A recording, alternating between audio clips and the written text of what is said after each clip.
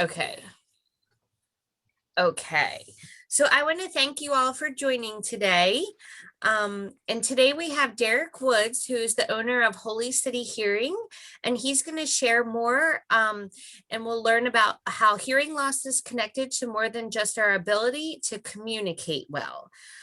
So I'm going to kind of let Mr. Woods take over, and he was going to give us a little story about himself first to start off. Yeah, hey everybody. I'm Derek Woods again, and I own and operate Holy City Hearing, which is an independent hearing center in Mount Pleasant, with also an office in Somerville. Um, I want to introduce you to the team. That ugly old guy is me on the left. The next beautiful lady is my wife of 40 years. And then the pretty young lady is a hearing aid specialist that works with me. She came to me 4 years ago, asked me to sponsor her and train her to be a hearing aid specialist. And I didn't think she knew what she was doing. I didn't know if she was serious or not. So I had her come back a week later, and I was going to interview her. I was going to drill her to make sure she was serious. I didn't want to waste my time training her. And she walked in with an armload of books from the International Hearing Society, and it was the same course I took. Asked her where she got the course textbooks, and she said she bought them out of her own pocket. So I tore up my interview questions and hired her on the spot because it was like an $1,800 investment. And she's been the best thing that happened to us. She's fantastic with patients. She loves helping people hear better. And the other lady is Dana. Dana helps up front and does a lot of phone work for us. She's the most positive. She bubbles with effervescent, can't talk, positive energy. So she's fun to have in the office. So we're very laid back and family atmosphere. It's not like going to the doctor's office. We take our time with patients. But a little history on how I got into this business. I lost my eardrum as a baby. My parents thought I had colic because I cried all the time, but it was inner ear infection. And one day the eardrum completely burst and had to be replaced surgically. They took a vein out of my right foot to try to build an eardrum in my left ear. And that repeated again in the 8th grade. So I was left with a lot of high frequency loss um, out of the get go. And then I worked in the paper industry and paper mills and box factories in manufacturing for 30 years plus. And age and noise kind of got to the right ear. So on average, once people realize and become self-aware they've got a hearing loss, it takes 7 years on average for them to do something about it. For me, it took over 50. Um, One day back in 2013, my wife Nancy said, Derek, can you sit down? We need to talk. I went, uh-oh. And she said, would you make me a promise? And I just said, sure, whatever you want. She said, promise me you'll never step foot in another factory. And I was stunned at that at first, but it sunk in pretty quickly that the stress of corporate world was getting the better of me. But I was too young and too poor to retire, and I wanted to. I always wanted my own business, and I didn't want a boss ever again. And I wanted to help people, and I wanted to own a business with few or no employees. And I ended up finding a hearing franchise, and I purchased it and operated it for about 4 years until 2017, and then became independent. And now I deal with all the manufacturers and get treated like a customer instead of a franchisee. But it's our joy in life, our mission in life to help people hear better. I've been through the process of living with a hearing loss. When I first got fit, I was shocked to learn. I mean, I knew I had a hearing loss, but I thought I got by just fine. But then when I could hear everything, it was wow. I had no idea how much I was missing. But what really got me was the reaction of my family. While it took me a couple of weeks to mentally adapt to hearing all sounds, it took my daughter 2 minutes to say, Daddy, I love your hearing aids, but don't you ever take them off. So I think about what I put my family through for decades with my wife, living with an argumentative, hard-headed, hard of hearing person. And now I hear very well. And if I don't have my ears on, they tell me to go get my ears on, get my hearing aids in. So that's my story and how I got into the business. This is just a few of our happy customers. It's I can't tell you how thrilling and rewarding it is to see people re-energize, re-engage with their family and friends. Um, and the smiles and the gratitude, and it's immediate with the family. And within a week or two after the mental learning curve of learning to hear again, my patients are happy, and that makes us happy. Obviously, one of the effects of hearing loss is problems with communication, but it also creates a lot of negative emotions with all parties, not only the person with the hearing loss, but those that they're interacting with. Fatigue is a big one. Um, when you have a hearing loss, you're working, three parts of your brain is working in hyperdrive. You're trying to translate the sounds that you're hearing, your reading lips, and then you're trying to fill in the blanks using context.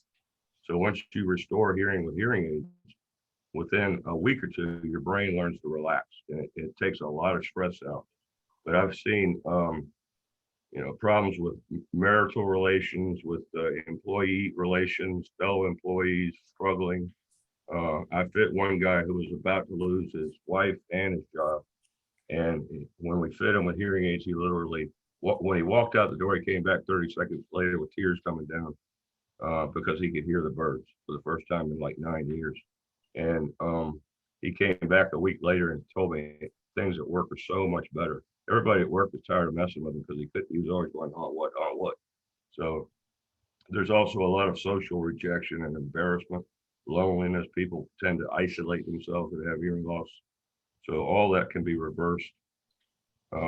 Hearing loss has a direct effect on your overall health, um, starting with cognitive ability. People with hearing loss, even mild loss, are 2 times faster to get cognitive decline, up to 5 times faster than people with normal hearing.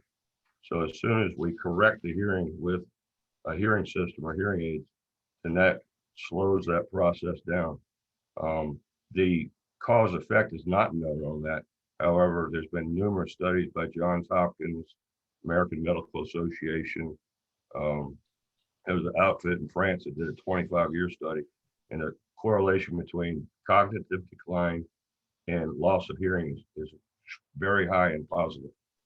Um, so it's something that's not necessarily hearing loss causes it, but it runs simultaneously, called a comorbidity. People with hearing loss are also 40% more likely to go to the emergency room due to a fall than people with normal hearing. I had a gentleman, and this is an extreme example. We don't see this all the time, but the guy was really wobbly and he had a cane.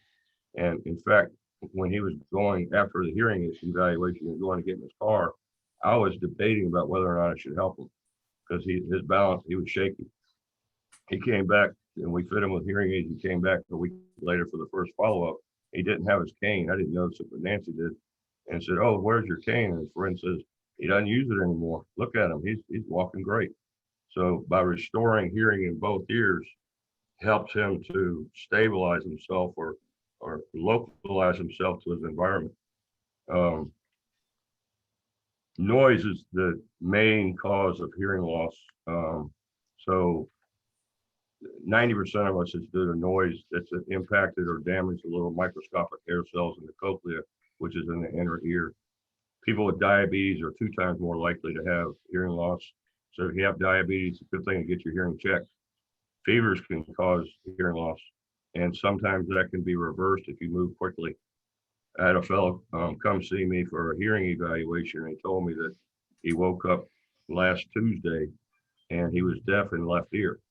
So I said, okay, let's stop right here, go to the doctor. He said, well, I'll make an appointment. I said, no, right now, go to the ENT. I don't have an ENT. So I gave him an address and name. I said, I want you to go to the front desk and demand to see somebody this afternoon. And he called me when he was in the waiting room and said, I should be at work now. I'm not sure I really want to do this. So I told him he had to, and he called me the next day and said he was hearing good again. I don't know if they did steroid shots or something, but had he not acted as quickly as he did, if he waited 2 or 3 weeks, that loss would have been permanent. There's a lot of over-the-counter and prescription drugs that can cause medications that can cause hearing loss, um, like cancer chemotherapy is a big one that causes hearing loss. Um, hearing loss also runs hand in hand with heart issues, and I never knew that. But if you've got a heart issue, get your hearing checked. And this is a lot of negative stuff. Let's get away from that. Frustration, misunderstanding, concern, confusion. These are common issues with people with hearing loss and their loved ones.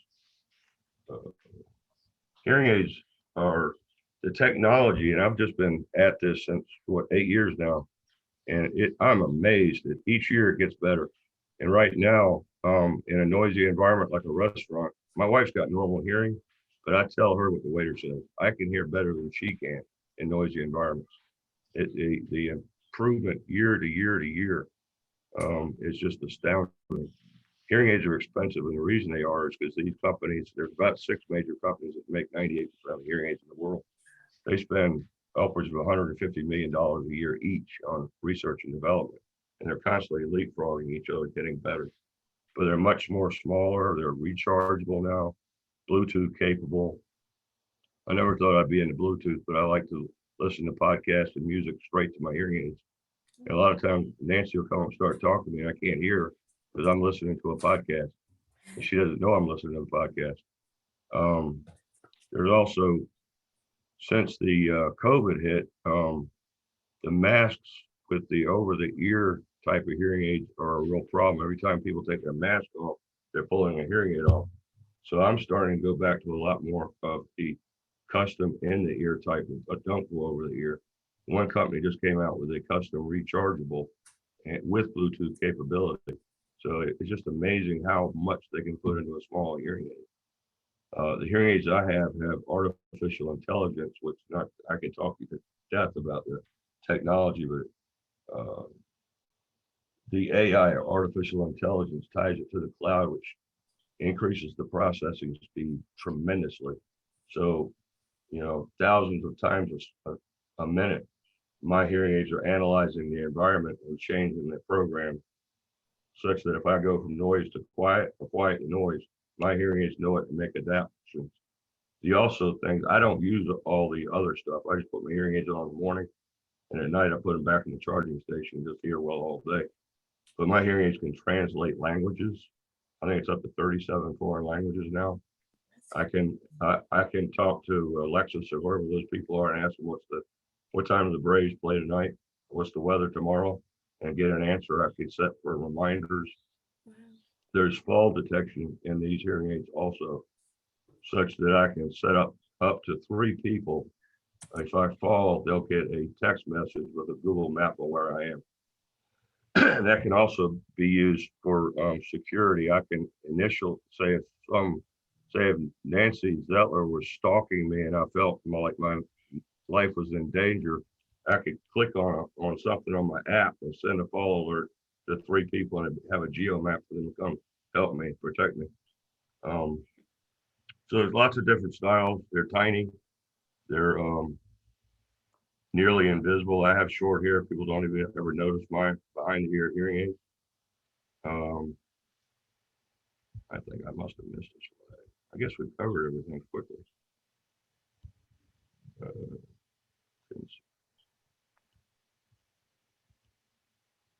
This is our website is holycityhearing.com, and that's our phone number if anybody wants to reach us or have any questions.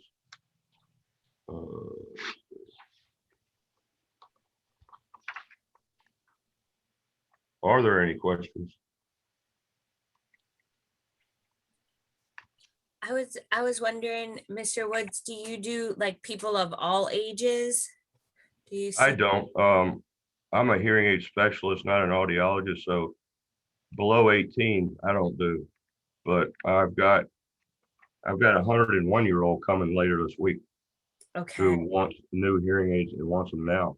And I am thrilled at that. The desire to continue to hear is just so fantastic. Yeah. So yeah, all ages above 18, but yeah, the hearing loss is showing up more and more in younger people, and it's because of noise. People always have something in their ears and they're listening. If you can hear somebody's earbuds, then that's too loud, and it's not good. It's sad, really. But yeah, the joy we have on helping people. I know some of this presentation talking about the comorbidities were kind of negative, but check this out. I had a lady not long ago call me up after getting fit with hearing aids and told me she heard her cat purr. I said, okay, well, what'd she tell me for that?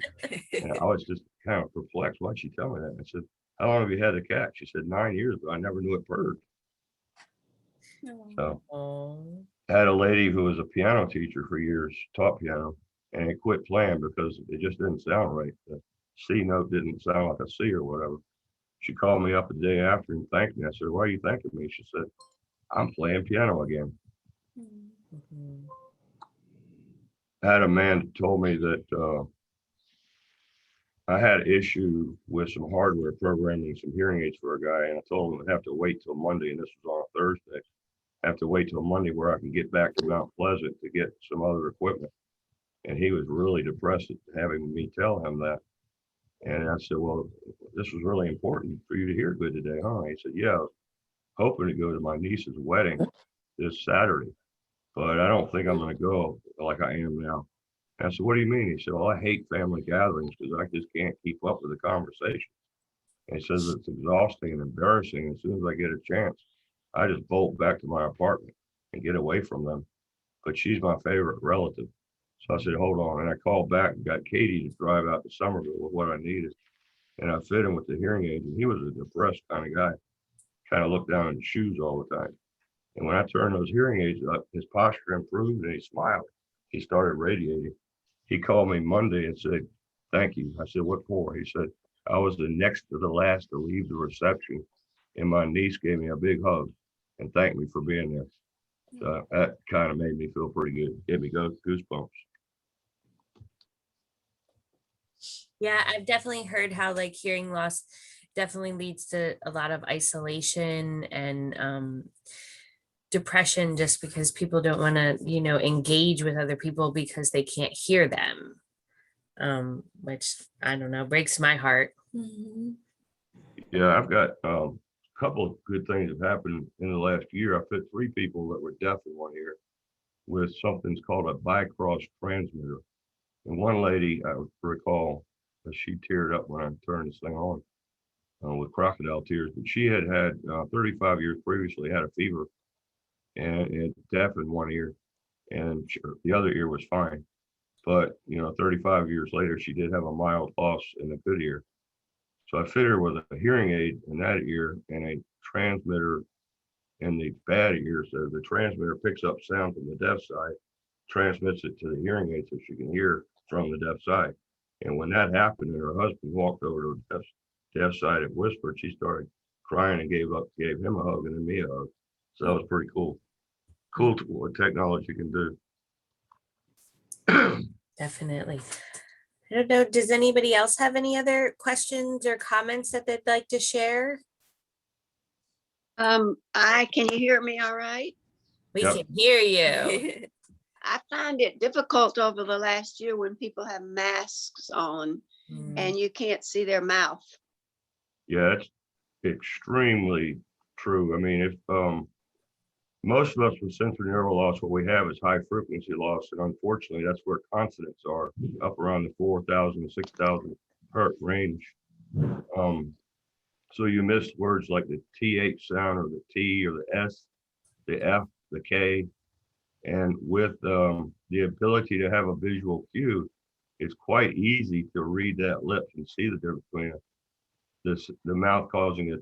The consonants are weak compared to the vowels. Vowels come up through the diaphragm straight out of the mouth. The consonants, we have to stop the flow of air with either our tongue, teeth, or lips to form the consonant. So it makes it a high frequency and weak in terms of sound strength or decibels. So visual cue on that makes a big difference. If I said that man sure is thin, and you don't know the difference, you can't hear the TH versus, I could have said that man sure is thin, you don't know.